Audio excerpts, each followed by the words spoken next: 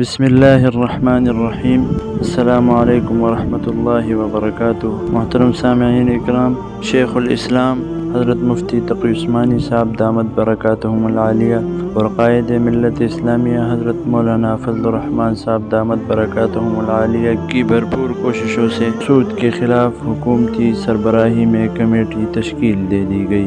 تفصیلات کے مطابق وزیر خزانہ مفتاح اسماعیل کی سربراہی میں حکومتی وفد نے شیخ الاسلام مفتی تقی عثمانی صاحب اور دیگر علماء اکرام کے ساتھ ملاقات کی۔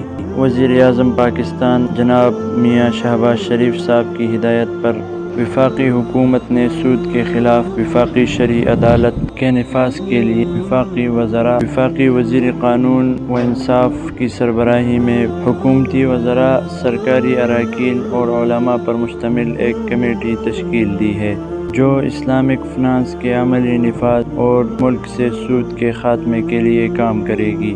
کمیٹی اراکین میں شیخ الاسلام حضرت مفتی تقی عثمانی صاحب اور وفاقی وزیر برائے مواصلات مولانا مفتی اسعد محمود صاحب بھی شامل ہیں۔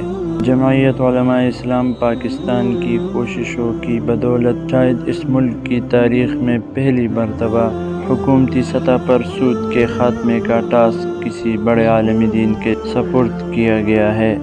واضح رہے کہ چند دن پہلے جمعیت علماء اسلام پاکستان نے اپنی اتحادی حکومت کو خبردار کیا کہ وہ حکومت بینکوں کی سرپرستی نہ کرے ورنہ ہم حکومت سے علیحدگی اختیار کر لیں گے۔ حکومت نے بات مانتے ہوئے شیخ الاسلام مفتی تقی عثمانی صاحب دامت برکاتہم العالیہ اور وفاقی وزیر مفتی اسعد محمود صاحب کو سود کے خاتمے کا ٹاسک سونپ دیا۔